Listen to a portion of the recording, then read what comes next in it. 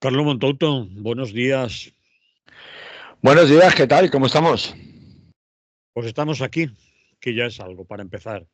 Así que vamos a empezar. Bueno, ¿Te contra parece? tu voluntad, yo sé que es contra tu voluntad, que tú no querías estar mirando obras, pero no hay manera. Eso es. Te tenemos aquí retenido. ¿Qué le vamos a hacer? La vida es muy dura. Vamos a ello, va, que después no nos da tiempo a nada. Venga, dale. Dices tú los últimos días letales de Biden. ¿A qué viene Sí, eso? ¿qué habrá hecho ese buen señor? Pero no estaba ya como tú para sopitas y buen vino. Bueno, Eh, a ver, no lo digo por decir, porque claro, es que durante todas las últimas semanas no se ha hablado de otra cosa que el gabinete del terror que está montando Joe Biden, perdón, Donald Trump, con sus nombramientos, que si nombra a un antivacunas para dirigir nada menos que el Departamento de Salud Pública, como Robert Kennedy Jr., que si nombra a un petrolero antinegacionista del cambio climático para dirigir precisamente el Departamento de Energía, en fin, que si va a nombrar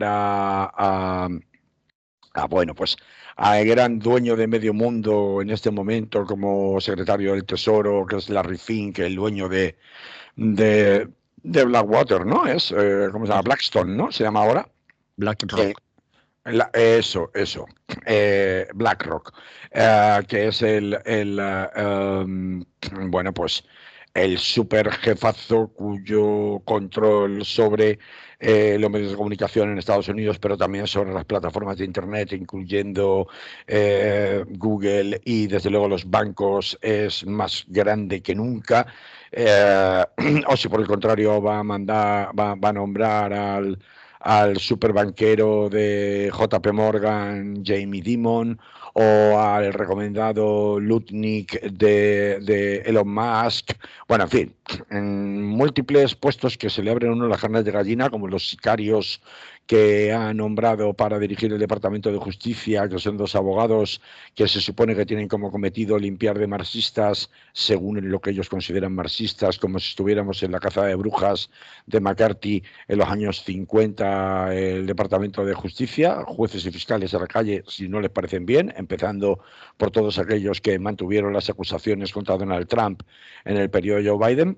Todo eso, todo el mundo habla, pero de lo que se habla poco, o se hablaba relativamente poco, era de qué le quedaba por hacer a Biden en los 2 meses y poco que tiene de momento todavía por delante de mandato, ¿no?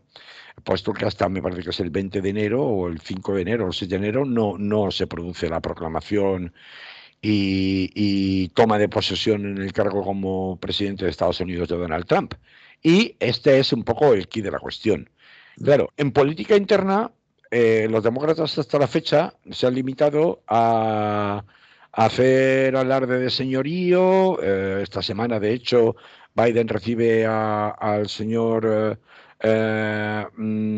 Trump en la Casa Blanca para dar una especie de lección de moralidad democrática a la hora de colaborar en un traspaso pacífico de poderes, como debería ser siempre tras unas elecciones, a diferencia de lo que pasó cuando ganó Biden en 2020, en donde Donald Trump ni siquiera se presentó en la importante ceremonia de proclamación del nuevo presidente, en aquel caso Biden. Por una parte de Kamala Harris ni está ni se le espera, está totalmente desaparecida desde las elecciones. Así que en política interna todo el protagonismo lo tiene en este momento Trump, la administración Trump, para bochorno y terror de propios y extraños, tanto dentro de Estados Unidos como fuera de Estados Unidos. Ya han empezado las amenazas, la cacería de supuestas feministas radicales, ya han empezado las amenazas contra inmigrantes, y eso que todavía no se han hecho cargo formalmente del poder. Es decir, yo no sé lo que va a pasar si vamos a...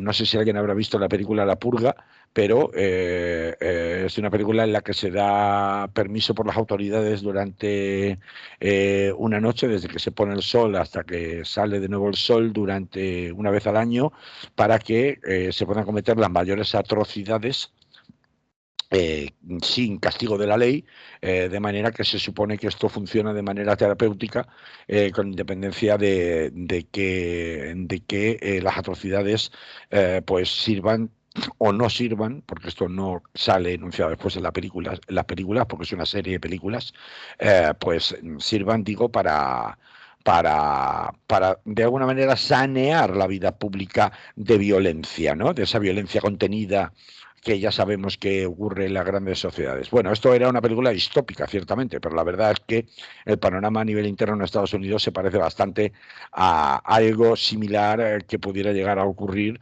si no con ese nivel de atrocidad, sí con un disfraz de legalidad que todavía podría en realidad ser peor, ¿no? Pero decía, ¿y Biden mientras tanto qué? Y claro, pues en los últimos días hemos sabido que si en plano de política interna en Estados Unidos la administración Biden está inactiva, en el plano de política exterior la administración Biden ha subido muchísimos grados, pues en la política internacional en los dos frentes bélicos abiertos oficialmente de gran calado internacional.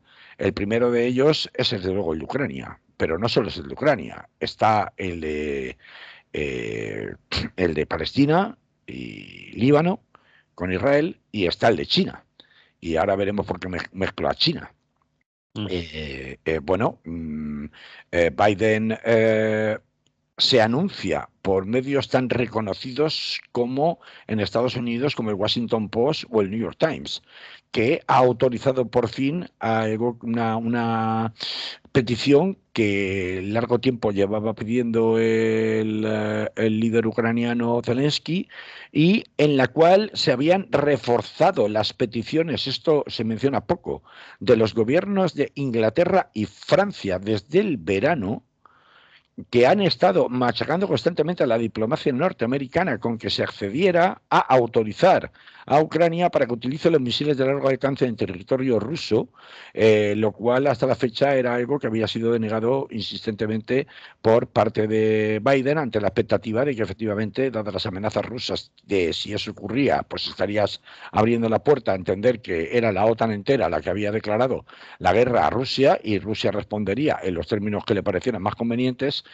Bueno, pues aunque la administración Biden no ha confirmado oficialmente que haya autorizado el uso de estos misiles de largo alcance, o se dice que en caso de haber habido una autorización, que repito, no lo ha confirmado oficialmente a día de hoy al menos, serían únicamente constreñidos o reducidos a poder ser utilizados en una zona muy concreta, que es la zona del Kursk, que es una zona fronteriza de Rusia.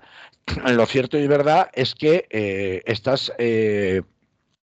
estas revelaciones periodísticas han supuesto que, como digo, están en la línea de las peticiones, no solamente de Zelensky, que también lo ha desmentido, claro, ¿qué va a hacer? Porque él dice, hombre, es que estas cosas no se anuncian, los misiles hablan por sí mismos, ¿no? Pero repito, está en la línea de las peticiones insistentes desde el verano de Francia e Inglaterra, y lo de Gran Bretaña tiene todavía más delito, porque estamos hablando ya de la administración laborista de Keith Starmer, ¿no? No estamos hablando de Rishi Sunak y el Partido Conservador. Bueno, pues si esto fuera así, y lo sea o no lo sea, la justificación de esta medida sería que escala, desde luego, de una manera absolutamente incontrolable el conflicto en Ucrania. Sería la justificación que se da sería la intervención de tropas norcoreanas en el terreno, inclusive con material pesado, precisamente concentradas en la zona del Kursk, a la que se habría limitado esta autorización para usar estos misiles de largo alcance ya dentro del territorio ruso, ¿no? Esto es una línea roja para Putin, lo ha dicho muchísimas veces y no se han cansado de repetirlo, desde el portavoz del Kremlin, Dmitry Peskov, a una de las principales voces autorizadas de la Duma, la legisladora rusa María Butina, que ha llegado a decir incluso que se están arriesgando Estados Unidos a una tercera guerra mundial si permite a Ucrania usar armas estadounidenses de largo alcance en territorio ruso. Pero es que no solamente esto desestabiliza directamente la zona, es que, con permiso o sin él, esto no es algo que no se sabe de Estados Unidos y de Biden, Corea del Sur vecina de Corea del Norte, de Kim Jong-un, ya ha avisado de que si las tropas de Corea del Norte entran en el conflicto y en suelo abierto ruso en guerra con Ucrania, ellos van a hacer 3/4 de lo mismo y van a enviar no solamente armamento sofisticado y armamento pesado, sino también tropas al frente ucraniano, por el lado ucraniano, lo cual supone en la práctica... Esas declaraciones o esa que acabas de nombrar de Corea del Sur, cuando se han sabido. Eso se supo el domingo por la noche. Vale. De momento el paso oficialmente no se ha dado, parece más una amenaza que otra cosa, pero desde luego, por eso he dicho, no está claro si Estados Unidos ha autorizado ese movimiento de Corea del Sur o si por el contrario es una amenaza unilateral, pues para de alguna manera conseguir el efecto publicitario deseado frente a Corea del Norte principalmente. Pero lo que supone desde luego es una desestabilización total de la zona en un momento en el Pacífico, en un momento en el que estamos a 2 meses vista de la llegada, como he contado antes, de Donald Trump al poder, quien se ha comprometido a acabar prácticamente en 24 horas esto famoso, ¿no?, de la paz por territorios, ¿no?, que comentaba Rafa Cid ayer aquí en estas mismas ondas, pues de poner fin, como mínimo, a la guerra de Ucrania, obligando a Zelensky, cortándole el grifo y obligando a Zelensky a tener que sentarse a negociar con Putin, quien ya ha contestado, de hecho, con que si es el escenario que se diera, perdón, más que una negociación iba a ser directamente una exigencia de capitulación por parte de Zelensky, porque ya ha repetido que no solamente quiere la zona del Donbass y por supuesto que le dejen en paz en Odessa y Crimea, que ya se los anexionó oficialmente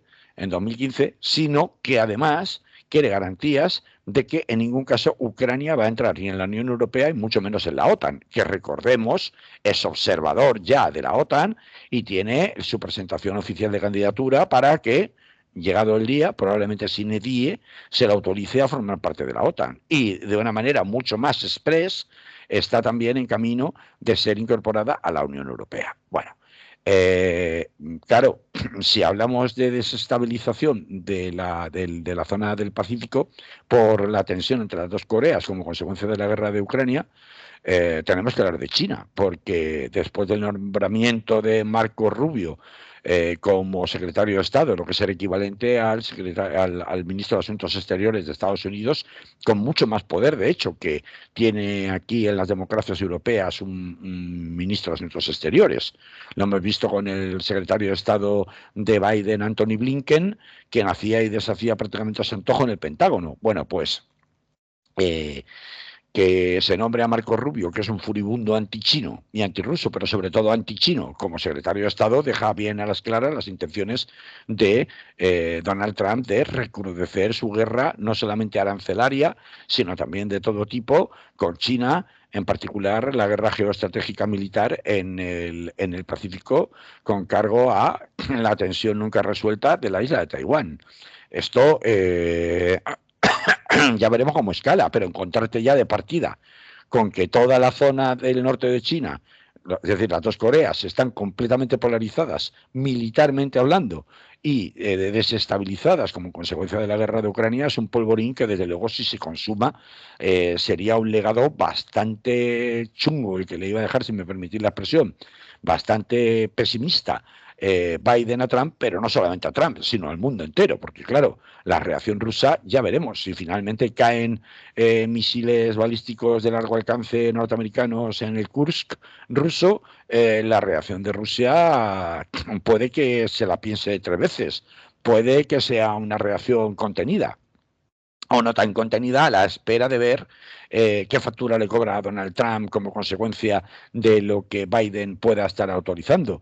Pero, desde luego, es una situación muy preocupante en la cual, como suele ocurrir en las transiciones de poder, a río revuelto ganancia de pescadores. Y la prueba más evidente es la sangría incrementada por 10 que en este momento el ejército de Israel está cometiendo tanto en la parte norte de la Franja de Gaza como en el Líbano, aprovechando que Donald Trump todavía no ha llegado y que no tiene prácticamente ya ningún corsé norteamericano al que someterse, por más que Antony Blinken pudiera tener que viajar de urgencia de nuevo, como tantas veces ha hecho desde que empezó la crisis en la zona, pues para que en definitiva, sintiéndose con las manos libres y a la espera de que llegue Donald Trump, que es manifiestamente su aliado, porque además Marco Rubio es también muy pro-israelí,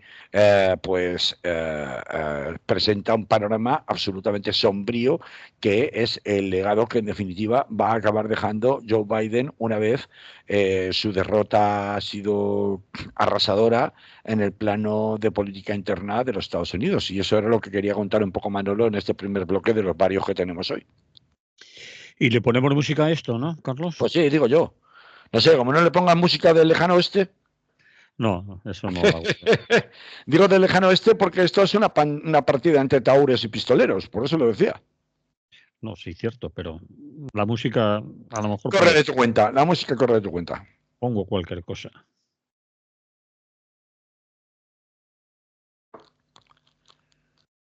Seguimos en Radio Clara, seguimos en Es lo que hay, y hoy estamos hablando con Carlos Montouto. Y después de este primer tema, de la música que hemos escuchado, nos vamos a hablar de la derecha alemana se carga la UE. Vaya titulares hoy, todo es catastrófico, letal, destroy absoluto. Bueno, tú verás, a ver. Estoy destroyer, sí. A ver. Sí, igual he sido yo que me paso un poco, ¿no? Pero no, yo creo que no me paso tanto. A ver, porque estamos asistiendo con ocasión de la renovación de la Comisión Europea de von der Leyen, bajo la presidencia de von der Leyen, y con ocasión de los movimientos en la política alemana, sobre todo por la derecha, forzando acelerar la caída del gobierno semáforo presidido por el canciller Scholz, socialdemócrata, tras el despido fulminante de uno de los tres colores del semáforo que componían el gobierno de coalición entre socialdemócratas, los verdes y los liberales, pues la caída furibunda en desgracia de los liberales con el despido de su ministro de Finanzas, que era precisamente liberal, pues estamos acudiendo a un escenario totalmente insólito dentro de la Unión Europea, y es primero comprobar cómo España es el país que más crece de la Unión Europea y en cambio el país al que peor le salen las cuentas y que tiene una relación no solamente de resultados macroeconómicos sino de descontento social más manifiesto ahora mismo dentro de la Unión Europea es el gran motor de la Unión Europea, que es Alemania. Esto no se había visto jamás. Jamás desde la fundación de la Unión Europea se había visto que ha habido elecciones anticipadas, claro, en Alemania en tiempos pasados, pero nunca en la manera en la cual los números demuestran la entrada en recesión, nunca en la manera en la que los despidos masivos de Volkswagen en sus fábricas alemanas acreditan precisamente la insostenibilidad del modelo de desarrollista industrial de Alemania en estos tiempos, y tampoco se había visto que hubiera un enfrentamiento institucional del máximo nivel dentro de la propia Unión Europea, en donde Alemania, gobernada por la derecha, en los tiempos de Angela Merkel, prácticamente hacía y deshacía toda clase de componendas. Es más, ha sido la derecha alemana, la derecha cristiano-demócrata, la que ha forzado al canciller Scholz a adelantar tanto la moción de confianza a la que se iba a presentar, sabiendo que sin el apoyo de los liberales saldría derrotada y eso supondría una convocatoria de elecciones y que se iba a haber celebrado el próximo mes de enero, y se ha adelantado al 11 de diciembre, y esto provoca que a su vez las elecciones anticipadas se tengan que adelantar de marzo a creo que es el 26 de febrero.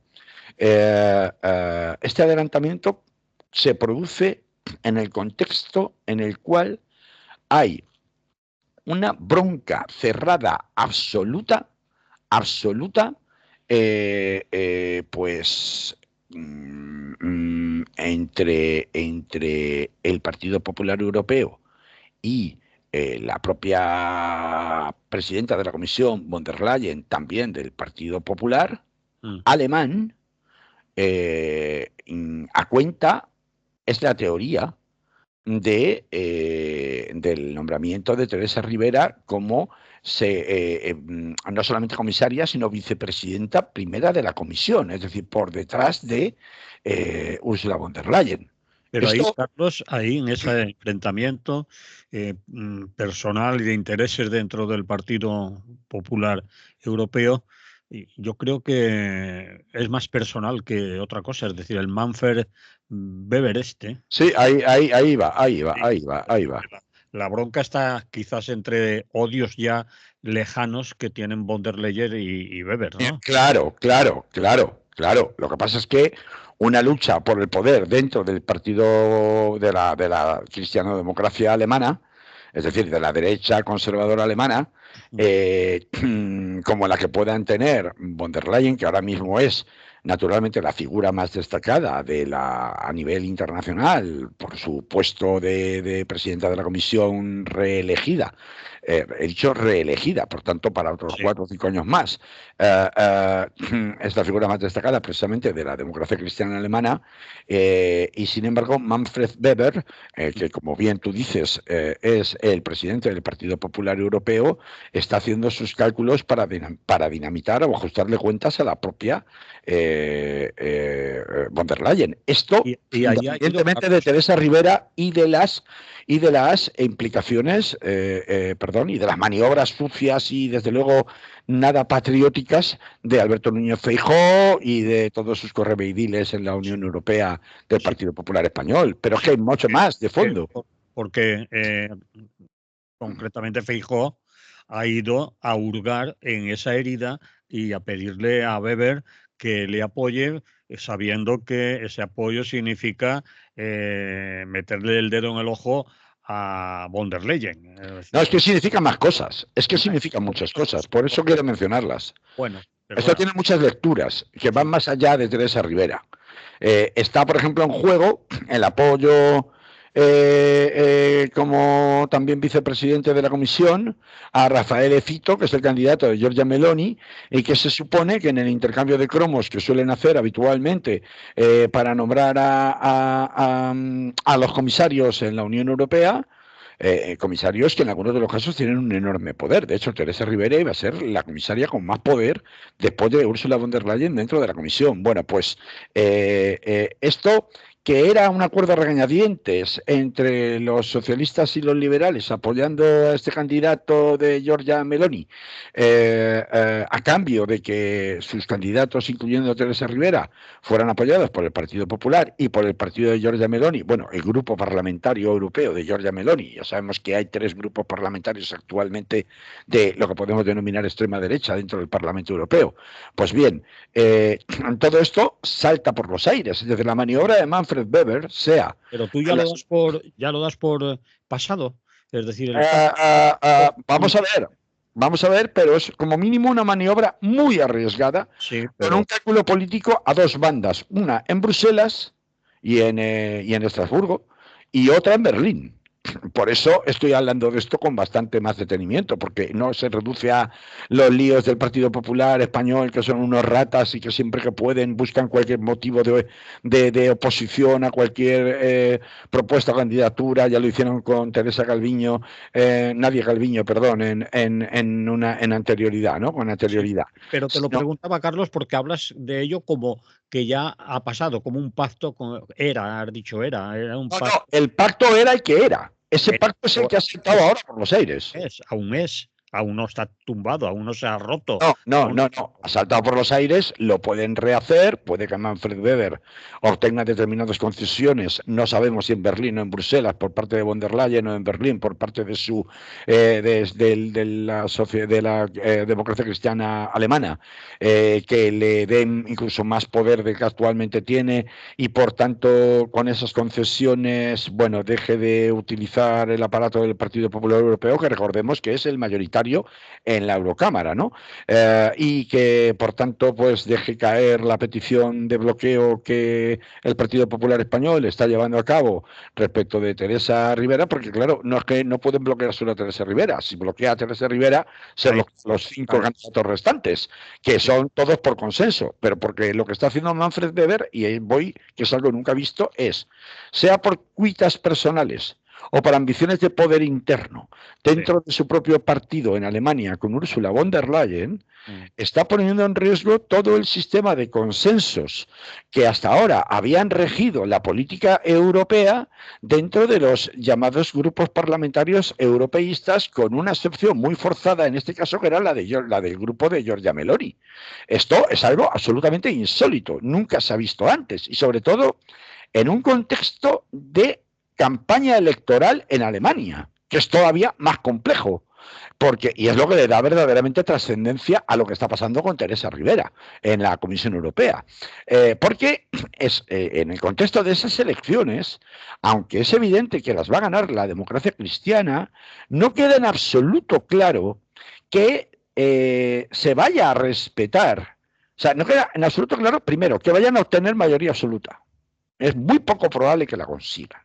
Y segundo, no queda claro en el marco del enfrentamiento con los liberales, al menos en Bruselas, veremos qué dicen los liberales alemanes en Berlín, si los liberales estarían por la labor de entrar en un gobierno de coalición, y eso le daría votos suficientes para no tener que arriesgarse a tener que contar con el apoyo de Alternativa por Alemania, que todas las encuestas apuntan a que va a ser la segunda fuerza política más votada, por delante incluso de la socialdemocracia. Claro, esto es terrible, terrible en el sentido de que no solamente se están reventando los consensos tradicionales y los cordones sanitarios contra la extrema derecha que tradicionalmente se habían mantenido en Europa, sobre todo a la hora de nombrar comisarios, sino que incluso dentro de un país tan sensible a todos los temas que tienen que ver con la ultraderecha por su pasado nazi evidente, como es Alemania, que es el corazón de Europa, el motor de Europa,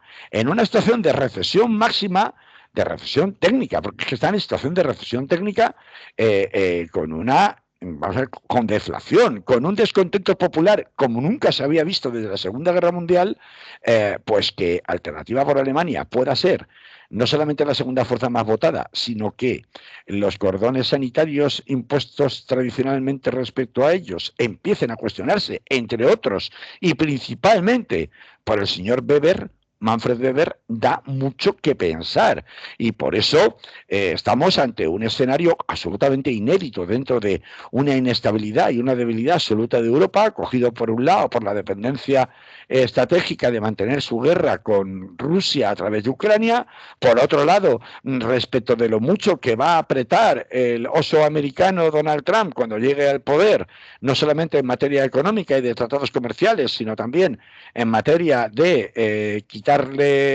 a Europa el paraguas económico, energético y incluso militar, a la hora de cuestionar la OTAN, como ya hizo, a la hora de cuestionar las aportaciones económicas en gasto militar, a la hora del suministro de energía, sobre todo de gas licuado, que procede mayormente de los Estados Unidos y que fue la consecuencia de permitir que los servicios de inteligencia ucranianos volaran el oleoducto Stream 2 al comienzo de la guerra entre Ucrania y Rusia.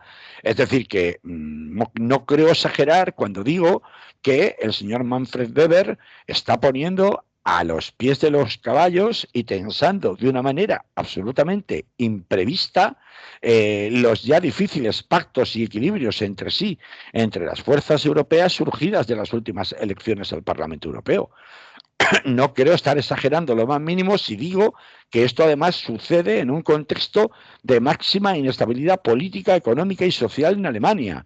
Y no creo exagerar ni lo más mínimo si digo que además esto sucede en un momento histórico especialmente delicado para el futuro de Europa, desde el punto de vista estratégico militar y desde el punto de vista de dependencia energética. Así que yo creo que hay un foco de atención pública absolutamente necesario en el que poner el ojo más allá de la suerte que tengan las candidatas del gobierno de Pedro Sánchez, en este caso Teresa Rivera, en la Comisión Europea, y en lo que supone a su vez de varapalo para España, que pudiera bloquearse o retrasarse de manera, bueno, en teoría esta semana debería desbloquearse esto en un sentido o en otro, pero el varapalo que supone en sí mismo para España, laminar desde dentro su propia representación institucional dentro de las más altas instituciones europeas, es desde luego un precio que España acabará pagando, porque como país, digo, acabará pagando, porque si finalmente no hay posibilidad de ponerse de acuerdo, y el acuerdo al que se llega por parte del Grupo Socialista o Socialdemócrata Europeo es el de decirle a Pedro Sánchez, nombra a otro, pero no a Teresa Rivera, pues apaga y vámonos. Claro, condicionar esto como ha hecho el Partido Popular Español y le ha permitido por sus propios cálculos políticos el señor Manfred Weber, condicionar esto a que Teresa Rivera dé explicaciones en el Congreso de los Diputados de España primero es una de las mayores perogrulladas que he visto en mi vida, y que desde luego no tiene ningún sustento en relación a su implicación o responsabilidad en la DANA, y más después de ver lo que, bueno, pues tuvimos de explicaciones por parte del primer responsable político con diferencia, que era el señor Mazón el pasado viernes. Pero de eso vamos a hablar ahora, dentro de un poquito, aunque no en sentido de lo que ya todo el mundo viene comentando desde el pasado viernes, que es muy escandaloso, sino de el futuro del señor Mazón, ¿no?, al frente de la Generalitat Valenciana. Pues nada, paramos aquí. Ahora ya no ponemos música porque no nos da tiempo. Y nos quedan eso que se dice como mucho 14, 15 minutos para que hablemos del señor Mazón. Tú lo titulas Mazón, el resiliente. Claro, resiliencia es quien se agarra a un clavo ardiendo para resistir hasta el final, ¿no? Que es muy difícil vencer su voluntad, ¿no? Yo no sé si se va a recuperar, si va a sobrevivir a esto, pero en fin, vamos a ello, a ver cuál es tu punto de vista, tu opinión. Hombre, mi punto de vista es bastante obvio, y porque los acontecimientos lo marcan, no porque lo diga yo. Claro, es que ayer por la mañana se estaba planteando por compromiso una moción de censura. Se estaba planteando, perdón, que no te he entendido. Una moción de censura. Ah, bueno, la plantea, pero no le hacen mucho caso. Bueno, ahora lo vemos, no adelantemos acontecimientos. Locura, es evidente que todo el discurso de Mazón es una del pasado viernes, que no voy a repetir ni voy a entrar en lo que hizo, no hizo, en las horas de la alarma, del día de marras, de autos del 29 de octubre, etcétera, etcétera, que de eso horas y horas y venga, publicaciones y escritos por aquí y por allá, ya todo el mundo se lo sabe, ¿no? Tampoco voy a hablar de que su relato es pues el típico del Partido Popular, ya lo conocemos, de echar balones fuera, echarle la culpa a todo el mundo, minimizar o incluso esconder sus propias responsabilidades, pedir responsabilidades a otros, bueno, en fin, ya a Emet, que si Teresa Rivera, que si la Confederación Hidrográfica, que si Pedro Sánchez, que si el alcalde de Cullera, ¿no? Claro, el alcalde de Cullera pues sale después, en el día de ayer, a decir, oiga, no me ponga usted a mí de excusa porque usted me llama a mí a las 6:30 de la tarde y no me llama para decirme nada de la alarma, ni de la emergencia, ni de nada, de nada. Desde luego no tenía ningún parecido con ninguna notificación de emergencia cuando aquí nos estábamos ya mojando todos. Entonces no me cuente películas, ni me ponga a mí de parapeto para justificar que usted estaba comunicado. Estuviera comunicado o no lo estuviera, es igual. El argumento de patada para adelante avant, patada de avant, quiero decir, para decirlo correctamente, de Mazón, se vehicula sobre todo a una evidencia, aparte del sábado fuera, y es, él lo fía todo, porque lo dice él, no es que lo diga yo, lo dice él, lo fía todo a la reconstrucción. La palabra que no ha parado de repetir desde el pasado viernes, cada vez que se ha tenido que enfrentar con los medios de comunicación, es la recuperación. Vamos a reforzar con técnicos, gente de un perfil profesional, una cualificación profesional altísimo, a buenas horas mangas verdes. Yo quiero hacer aquí un KitKat que me permita a la audiencia para recordar que efectivamente a mí lo de los cálculos políticos, sé que vamos a hablar de eso ahora, estamos hablando de eso ahora porque no lo podemos evitar, pero lo de los cálculos políticos en este momento, la prioridad no puede ser el juego partidista, ni quién entra y quién sale, como en el fútbol. Lo importante es que la ayuda tiene que ser mucho más eficaz, la coordine quien la coordine de lo que está haciendo.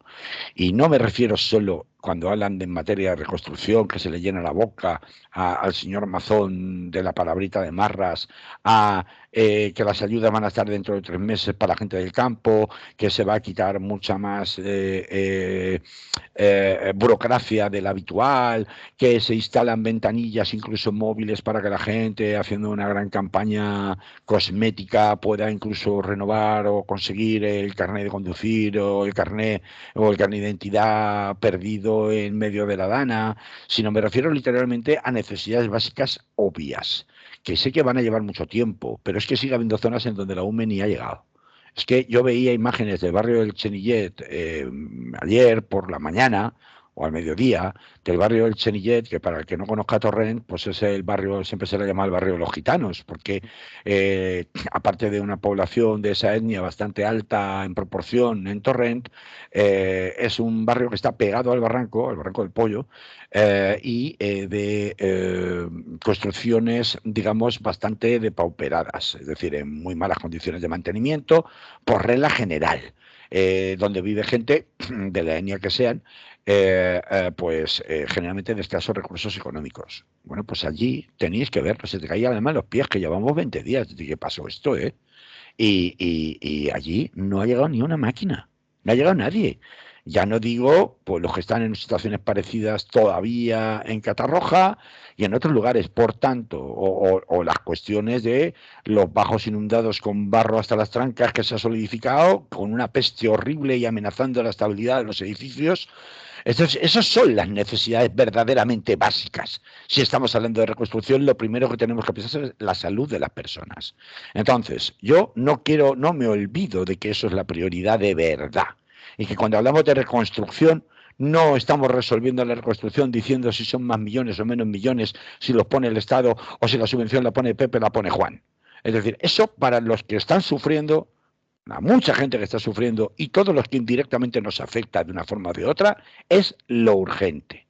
Pero dicho esto, eh, a ver, hacer un cálculo político de voy a hacer una reconstrucción con dinero que me van a dar otros, que me dé Pedro Sánchez, pero la voy a liderar yo para ver si así salvo mi nombre.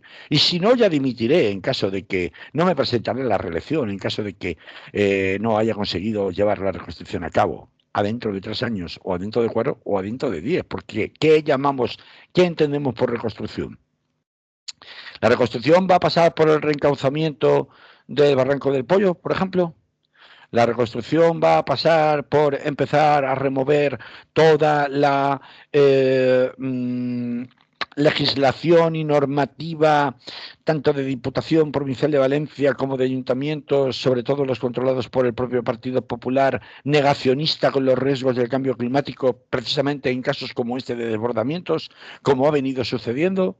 ¿Qué entendemos por reconstrucción? Reconstrucción es solamente darle millones y billones a las constructoras para que tiren edificios enteros abajo y hagan edificios nuevos con una subvención y pavimentados nuevos de calles, incluso alcantarillados nuevos, incluso como se valoraba cambiar pueblos enteros de ubicación y dar por perdidos los territorios donde estaban asentados si no se puede reparar, sustituir o arreglar de alguna manera todo el sistema de alcantarillado y de vertido de aguas residuales. ¿De qué estamos hablando cuando hablamos de reconstrucción? Entonces, ante esa batalla Bank, que lo fía todo a una eventual reconstrucción sin definir y que parece que todo consiste en grandes cifras y en grandes millones para ver luego quién los paga y echarle las culpas a los demás. Frente a esa reconstrucción, yo entiendo perfectamente que surgiera la posibilidad por parte de, recogiendo un poco el resquemor generalizado, yo creo que del pueblo valenciano en general, salvo los que sean muy, muy hooligans del Partido Popular, entiendo perfectamente que ese malestar lo recogiera, porque además es su papel, compromiso, para proponerle al PSOE un movimiento táctico dentro del Parlamento valenciano, por el cual, con ayuda del PSOE, se formulara una moción de censura que obligaría, esta era la justificación que daba Compromís ayer, a posicionarse a Vox. Antes de que se posicionara el PSOE, Vox ya se posicionó en el día de ayer. Y me parece que es bastante interesante este punto, porque Vox ya dijo a ver, que ellos se abstendrían. Claro, ¿por qué se abstienen? Se abstienen porque a ellos les interesa que el pagano siga siendo del descontrol, siga siendo mazón, para que se desgaste cuanto más mejor, y las últimas encuestas de intención de voto, un poco para cogerlas entre alfileres que ha habido ya después de la Dana, acusan precisamente una bajada o un descenso en Valencia del Partido Popular y una subida de Vox, que evidentemente es el que capitaliza todo el desencanto la desazón de los valencianos, que piensan que aquí el Estado en general, incluyendo todas sus administraciones, la central, la autonómica y muchas municipales, les han fallado. Y esos son los que están capitalizando ese desencanto, Vox. Por lo tanto, a Vox no le interesa que caiga Amazon, le interesa que siga Amazon y que se desgaste y desgaste el PP lo máximo posible. ¿Y qué ha dicho el PSOE? Pues sí, el problema del PSOE es que si entra... ¿Os habéis fijado que hasta ahora resultaba muy sospechoso que la ciudadanía entera en Valencia, pidiéndole la dimisión a Amazon y pidiendo responsabilidad a sus dos consejeras principalmente salpicadas, siguen en el poder, en la poltrona, en el cargo, porque no anuncia Amazon en la reestructuración supuestamente a realizar de su gobierno que vayan a ser sustituidas, sino que lo único que se limita es a meter a Susana Camarero como portavoz de la Dana? Pero Susana Camarero ya ha dicho, sí, yo, que era vicepresidenta, me meto como portavoz del Consell, pero lo que no me pienso meter es a liderar el gabinete de reconstrucción. Ojito, porque esto es un marrón para todo el mundo, políticamente hablando. Y claro, las víctimas les da igual, porque esto ahora ya se juega con otros cálculos en otro terreno. Y claro, pues visto esto, ¿qué hace el Partido Socialista? Que es el único que no le está pidiendo la dimisión a Amazon, es el único que no, que cada vez que le preguntan está diciendo no es momento de pedir responsabilidades. Esto sale por boca de todos los ministros del gobierno, estén en el CECOPI, integrados en el CECOPI o no estén integrados en el CECOPI. Hombre, después de la cera que le está dando el Partido Popular desde Génova con el asunto Teresa Rivera, después de la cera que les dio Mazón el pasado viernes echándole la culpa de todo, y después de que el discurso de por qué el gobierno central, viendo que el gobierno autonómico era un incompetente, no cogió las riendas del asunto desde el primer momento, que es un tema que ya hemos hablado aquí mucho, yo mismo, en este espacio, pues claro, con ese discurso no parece que tenga lógica, salvo que haya una lógica oculta por parte del Partido Socialista, no sumarse a las voces que piden la dimisión de Mazón. ¿Y qué hace el PSOE? Pues el PSOE lo que dice es que sigue manteniéndose en sus 13, de que no es el momento, porque no le interesa que Mazón se vaya. Lo que le interesa es desgastar al Partido Popular Nacional a costa de que Feijóo mantenga a Mazón dentro del gabinete de la presidencia del Consell Valenciano, de la Comunidad Autónoma Valenciana. Por tanto, todos están haciendo cábalas políticas y, bueno, pues cabría preguntarse si la casa sigue quedándose sin barrer. Si le preguntas a los vecinos del Chenillet o de Catarroja, te van a decir que sí, que los unos por los otros, la casa sigue sin barrer. Y que la casa sigue sin barrer, incluso molestando a los que la están barriendo. Por ejemplo, trascendían noticias de gran malestar entre la cúpula militar española por las críticas de Mazón al general de división que dirige la UME. Creo que es general de división, ¿no? O teniente general, un altísimo cargo militar. Teniente general que dirige la UME. Y que era, bueno, inconcebible que se pusiera en cuestión a la UME cuando la UME ha estado, mientras este señor estaba comiendo en el Ventorro, ya batiéndose el cobre y haciendo salvamentos en Utiel, a mediodía del martes, triste y célebre martes 29 de octubre. Luego a mí todos estos juegos políticos, estos cálculos políticos, me parecen lógicos, no son inevitables. Entiendo que aunque fuera como un globo sonda, Compromís haya lanzado pues eso, la bomba de pedir una moción de censura contra Amazon porque alguien tenía que hacerlo. Ellos ahí se llevan ese bonus de imagen ante el pueblo valenciano, pero claro que ellos ya sabían, bueno, es una manera de obligar a después a descararse, a quitarse la máscara, no solamente a Vox, como decían, sino realmente al Partido Socialista, que es el que no está interesado en ajustar cuentas en este momento con Amazon. Y dicen los medios de la derecha que defienden a Feijóo y por tanto a Amazon. Claro, porque tienen miedo de que les saque el Partido Popular Nacional los colores con Teresa Rivera.